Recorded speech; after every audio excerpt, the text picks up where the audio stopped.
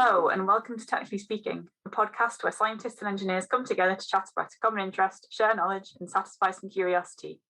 I'm Laura, and in this episode I'm joined by Ginwa, Emma and Antonia to talk about thermodynamics and try and figure out how it links to our different disciplines in science and engineering and why it's useful. Ginwa, you kind of started off this conversation, just the two of us originally last week.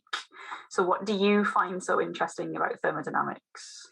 Well, the first time I encountered thermodynamics was in my bachelor degree. I did chemistry and I studied basic and advanced thermodynamics. And even though it was really hard to grasp, the concepts at the time, and I still find it really hard, but at least I was initiated to the importance of thermodynamics in any physical or chemical process that involve a change of energy. And I think it can complement other scientific topic to understand how the world evolved from the Big Bang till now.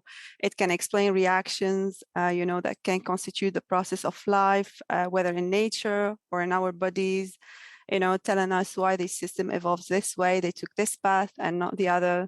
So that's what makes me really interested in thermodynamics. So basically it explains life. Is what you're saying. Well, the arrow of time, yeah. Why things are evolving this way and not the other way. Cool. I guess we'll get into more of the details as we go through this conversation, because there was a load of technical stuff in there. And I have to confess that I have never actually been taught thermodynamics. So I think you know more about it than I do. I agree, it's very hard. I kind of picked it up as I've gone through my career. Emma, your background is in physics, so I'm guessing you can help understand it from a different point of view. Yeah, I hope so, at least. Anyways, when I was first introduced into thermodynamics, it was in the concept of the definitions of thermodynamic laws and kind of some basic concepts, which didn't seem to have much applications. But then in later study, we looked at it from a statistical mechanics background, and that kind of just flipped a lot of switches to me to how things are actually important and how entropy. I understood what entropy was in statistical mechanics when I don't think I really knew what it was in the context of thermodynamics. So even with the thermodynamic laws, you kind of just learn them as a statement, but you can get a lot of insight into what they actually represent and do. For example, the second law of thermodynamics is about how you can't have a decrease in entropy, but that can actually evolve to how you can't have heat movement from cooler to hotter. But when you can learn about more interesting applications and what they represent with the zeroth law of thermodynamics, which is that when you have two bodies which are in thermal equilibrium with a separate third body, if you change the temperature of that third body, you can use how the other two bodies react to rank their temperature, and you can scale that based on the volume of an ideal gas, and that's where you get your absolute temperature kind of thermometer, and you have absolute zero being the lowest temperature. It allows you to kind of rank bodies by temperature, which is essentially what we do with thermometers. So to understand the basic laws of thermodynamics, you studied something even harder with statistics to get the inverted commas basics down. Yeah, in the basics, it's a lot of seeing an equation you've never seen before and then trying to make sense of it. And I feel like the sense sometimes comes with the harder stuff, because you understand some hard stuff and then it makes it look easy, even though it's still a difficult concept to grasp. I feel like it makes it a lot nicer when you can go back to some more simple stuff and you have a reason to why it's important. Because you've got your head around, or start to get your head around that more difficult thing. I suppose it makes the stuff that at first seemed hard seem a bit easier. It's kind of my understanding of trying to teach myself some of this stuff. And Sonia, your background's different again. So tell us something that you know or that you find interesting, or how you got into thermodynamics. I studied chemical engineering, so thermodynamics has to have an application. But for the first 2 years of my undergrad, it did not have much of an application. So how Emma was talking about the laws of thermodynamics, I was like, okay, that exists. I don't know how to use that yet, but it exists. And we had to learn all these concepts to get to the point of, this is how a basic engine works, the basics of how a gas turbine cycle works, and how refrigerators work. I guess that relates back to how now the UK is looking at heat pumps to help decarbonize heat through basically changing from our gas boiler system to kind of reverse air conditioners. Thermodynamics is basically about moving heat around, is what that word literally means. And that's what you're talking about with air conditioners and heat pumps. They move heat from one location to another. I remember reading about this a while ago when I was trying to get my head around thermodynamics. Near the start of this textbook, after it talked about the crazy stuff that happened when they were trying to figure out thermometers, as Emma mentioned, this is how refrigerators work, which again is about moving heat around. And because we have refrigerators, that meant that cities could expand because you could be further away from food, because now food would last longer because it's refrigerated. So thermodynamics had this very profound effect on how people lived and where they lived, which I think is quite a powerful statement. That suggests that we should look into how thermodynamics works in a bit more detail. So I'm guessing that someone here can explain in more detail how a refrigerator actually works beyond it just moves heat around. All right, let's give it a go. The basic idea, you have an area you want cold, an area you want hot, and in it we'll use a working fluid, and that will sort of be the medium for transferring the heat between places. And I'm going to get a diagram so I can talk through this in order. Antonia goes to get a diagram from the internet. Whatever she finds, we will share as a link for this episode. I hope it's a good one. Otherwise,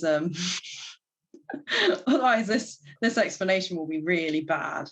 I know that refrigerators have compressors. My freezer is not a particularly expensive one. You can hear the compressor kicking in. It's quite loud. And there's what's the best way of describing it? I want to say it's like a radiator, like a network of pipes on the back. Like a coil. It is a radiator. You know, the back of your fridge, there's a black finned metal, and that's where it lets out all the heat because you've got, now I need to remember which way around this is. I think we can relate refrigerators to the second law of thermodynamics that says that heat will never go spontaneously from cold places to warm places. So it needs to go from the warm meat and food we put in the fridge towards the cold fluid that we have on the back of our refrigerator. And it works by, I think, decompressing that refrigerant, because just imagine the refrigerant is in a container. Whenever you compress it, then you increase the temperature, but then it circulates in kind of a tube. And then there's a decompressor that kind of vaporizes it. So it becomes colder because it's just, the fluid, it has a lot of room to move. So it vaporizes and become colder.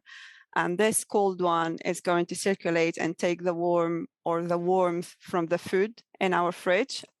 Yeah, so we're also missing the latent heat of evaporation or condensation. Basically, when you're boiling water, for example, when you're at atmospheric pressure, you can never get it above 100 because all the extra heat is going into evaporating the liquid, changing state from liquid to vapor. So all that energy goes into that. And so when you condense, it goes the other way. The heat is lost. That's very true. It's actually related to evaporative cooling, which is sweating. When the water evaporates from, the skin, it just takes part of the latent heat from the water that remains on our skin. So it cooled down. And I think this is the same thing that is happening with a coolant or refrigerant in a refrigerator.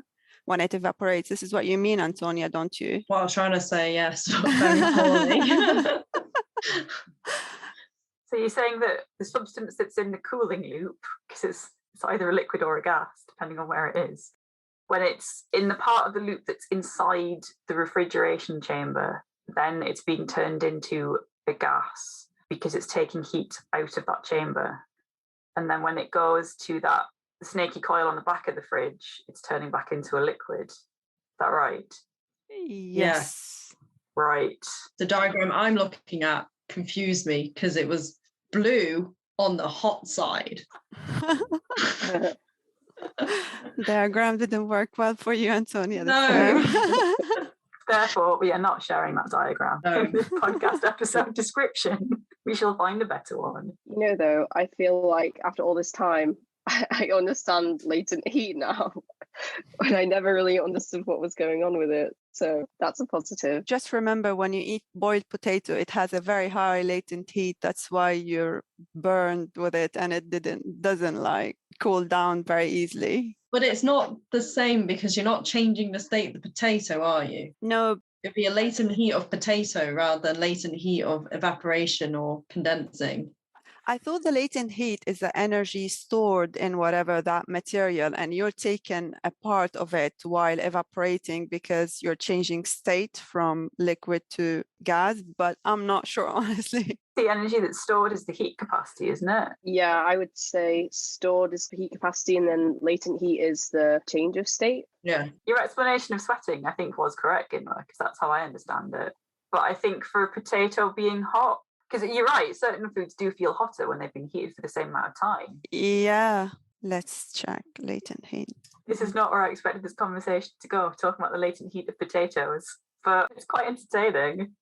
Thermodynamics of food is the most important part of this. Of course, and you know what order to eat things in, so you don't burn your mouth. Oh. You need to rank the specific heat capacity of different food items so you know which way to eat it. But wouldn't we just look at the surface area instead? Which has more of an effect? The surface area, like broccoli, if you look at the stem versus the floret. Broccoli's not all that hot anyway, though, regardless of which part of it you look at. From what I remember trying to eat it, I feel like we're getting a bit off topic. Very much off topic. And please, the latent heat, you were right, Emma. It's the heat required to evaporate to change phase. I think we might circle back to this if we start talking about some chemistry. In Ginwa, you talked about thermodynamics in your sort of chemistry background.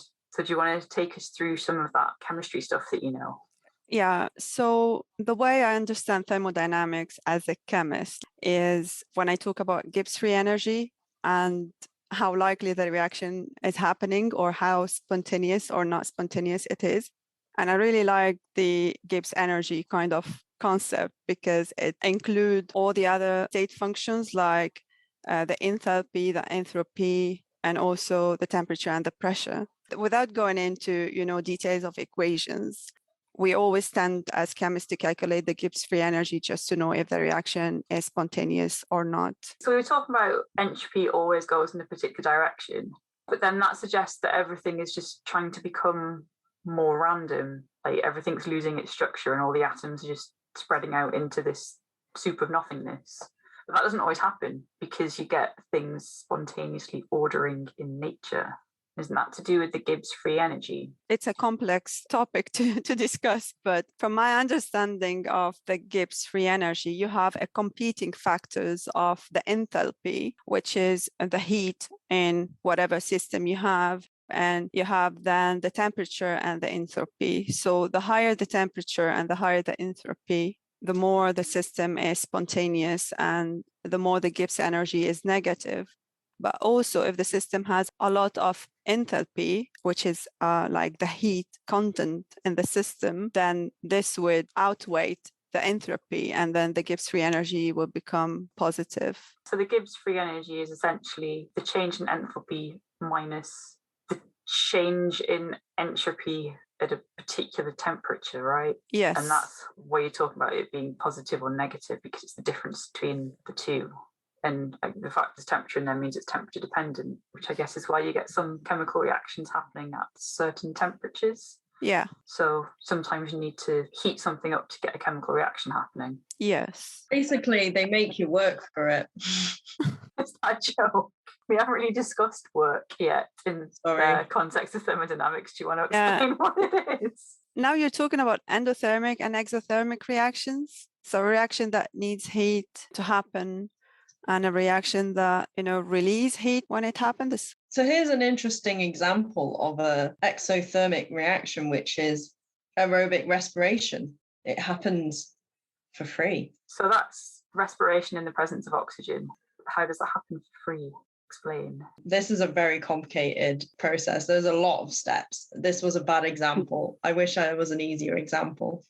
Okay. So far your contribution to this is looking up things that aren't very useful.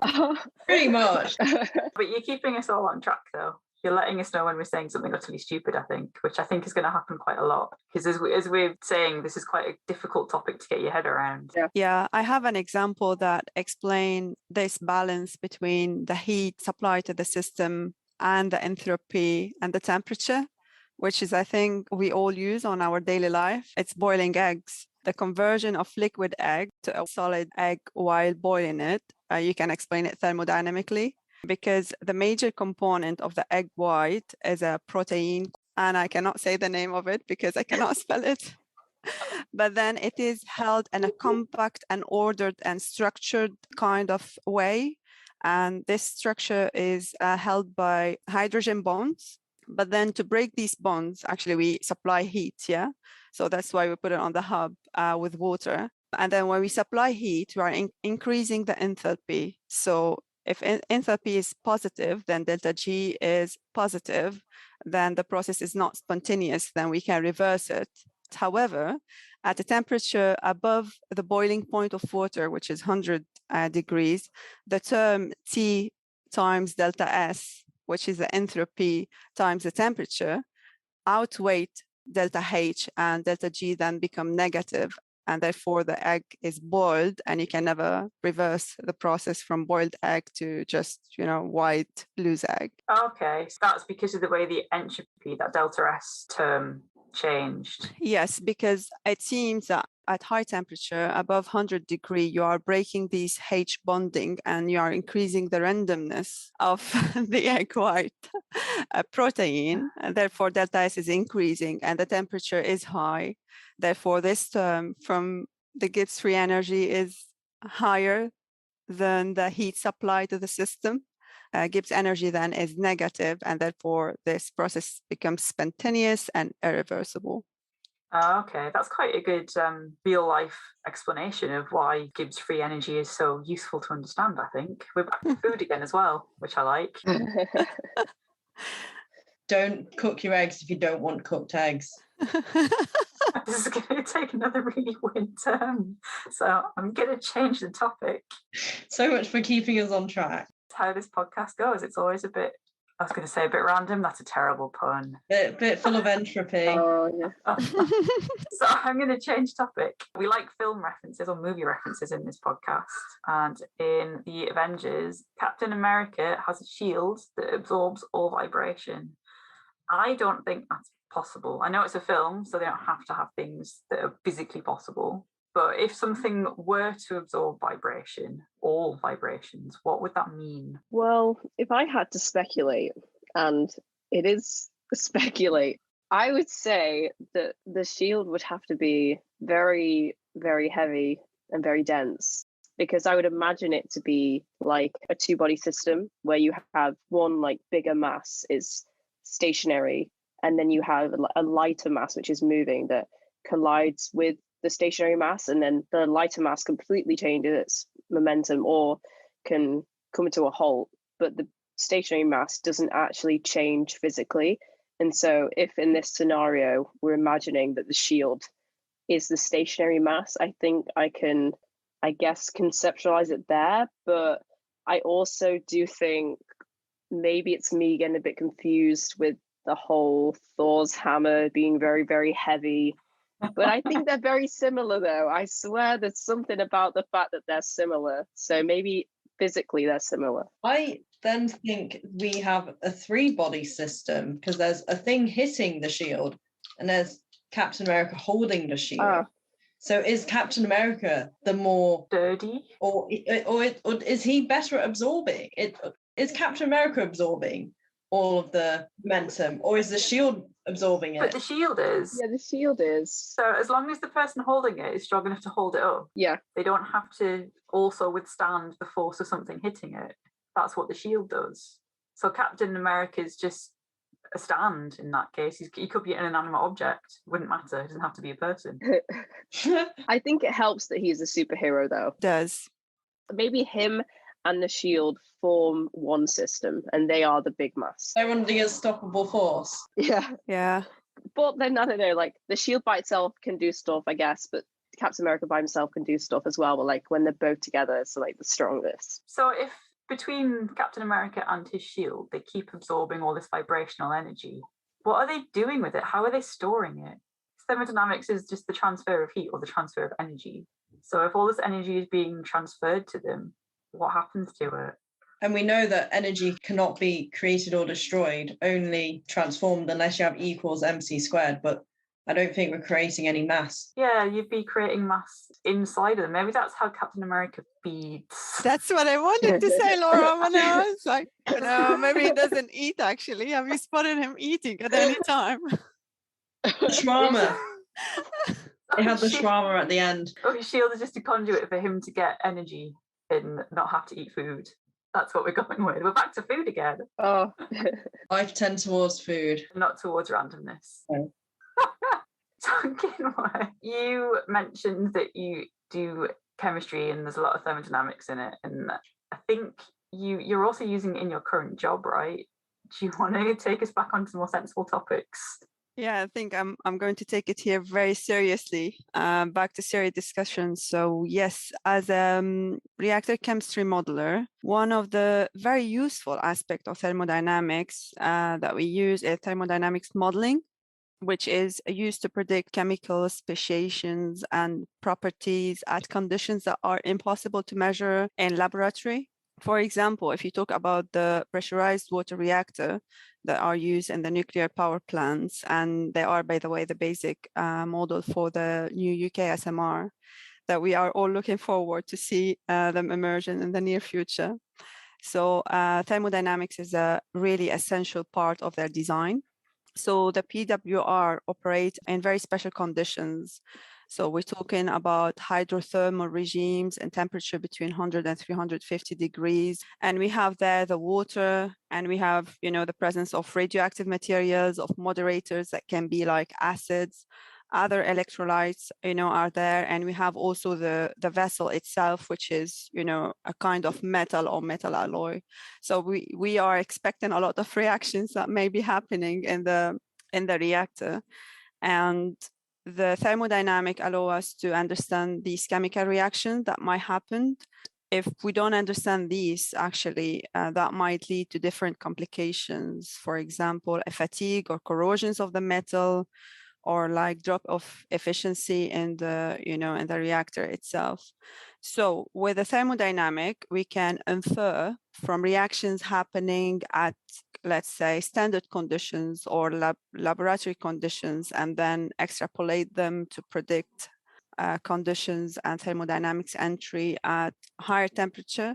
And this is really complicated to explain, and I don't understand it myself even, but I know that people spend like 20, 30 years of their life trying just to derive entries for chemical species that are present in the PWR that no one can understand till that moment. So that's what I do at the moment in my role, but I'm really very new to that. So yeah, but I'm quite excited to learn more about it. That sort of illustrates how useful thermodynamics is, that you can take something that you've done in a laboratory and then extrapolate from that to more extreme conditions. But that's interesting, because basically we've gone from like the theoretical Gibbs free energy, figuring out what reactions are going to happen spontaneously and all that. And people working in your area are able to actually predict chemical reactions and whether or not they would happen without having to experimentally do all of them and find out all of the options. Yeah, it is very simply explained, but it is really very complicated. Yeah, you said there's a lot of materials, a lot of different chemicals in there, and there's radiation as well, which does all sorts of wild things. Yeah, exactly. And there's also some deposit that they call crud, but they don't know actually what these materials are, because whenever they want to understand or replicate that in a lab, the whole operating conditions change, and these materials, their solubility might differ, or the reactivity might differ, and then they would have totally different results from that. I think pressurized water reactors have been around for a fair while. The UK's got like 60 years experience of operating nuclear reactors. There's an awful lot that we know about them, but it's interesting to see that there is still more to find out, and it's more about those finer details that thermodynamics can help us look at. You would decide then about the design of the PWR to make it more efficient or less complicated chemically. For example, by choosing a different moderator would change what chemical reactions would happen inside the PWR.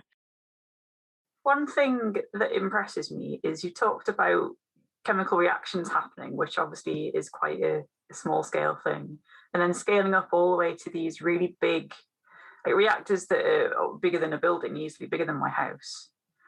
And then a different length scale again is what I was doing in my PhD, which is what Emma mentioned, which is like statistical mechanics. So I understand that as a very simple definition is that it's sort of a description of physical systems and where the atoms are sitting in that system and what momentum they have. So that's an even smaller, that's beyond chemical reactions. This is what the actual atoms are doing. And thermodynamics can encompass all of that. Yeah, because with statistical mechanics, as I said, it kind of what bit everything together for me, because it looks at basically probabilities and how the probabilities of a system determine what the average energy is going to be, what the average number of particles is going to be. For magnetization, what their magnetization could be. With large systems, statistical mechanics is following the second law of thermodynamics in that the entropy is always going to evolve to a system with maximum entropy. So essentially maximum disorder. Entropy is very related to order and disorder in a system. And so that's what statistical mechanics is kind of governing. I'd say it's very like probability based, which can be a bit scary, but it really is nice sometimes to think about the bigger picture of things rather than just think about specific heat transfers to different places. If you can look at things from a very broad view, it can help you understand how entropy changes occur. And when you're moving into this state of disorder, it's really intriguing because I saw in a film in 2020 that came out, Tenet. I didn't know if it was just movie magic at the start, but they mentioned entropy and they said that it's all about inversion and things moving backwards in time. And so the idea is that they have like a bullet which moves backwards in time. And so its entropy decreases as we view it, but not to get so physicsy and talk about inertial frames, but in the bullet's own inertial frame, its entropy is increasing, which is allowed, and that is moving backwards in time, but we're viewing it as this bullet, which is decreasing entropy, which is supposedly impossible through the laws of probability and statistical mechanics. You can't have something that decreases entropy, but if it's moving backwards in its own inertial frame, apparently you can in Tenet anyways. Basically, it's based around the second law of thermodynamics being broken, but also not necessarily broken if you're in the right inertial frame, which is why the film is kind of confusing. And I was like thinking I was really smart because I understood what entropy meant, but the film is very confusing, so it doesn't actually help much. But it's just about how important changes to physics, such as how the second law of thermodynamics being broken, is it even possible that could lead to inversion and people moving backwards in time? Because I was like, I don't even know, because entropy is such a huge kind of concept. I don't know if entropy could decrease if it would lead to people moving backwards in time, but maybe Tenet is what we need to base our textbooks on in the future. Yeah, see, and I was trying to read up on statistical mechanics in preparation for this episode. I came across a textbook that's online from Stanford University, I think, and they mentioned this, and they said that the second law of thermodynamics, entropy can only go in a certain direction. It's only really theoretical, and it's not really a law so much as a definition. And you're right, it depends on your reference point. So because we're used to time moving a certain way, an example could be that if I break the window that I'm sitting next to, that window isn't spontaneously going to put itself back together. And I understand that intuitively. But if we looked at the world in a different way, entropy might be different, therefore time might run different. I don't think that's really how it was used in the film. People, did they go through some sort of device to invert entropy? Yeah.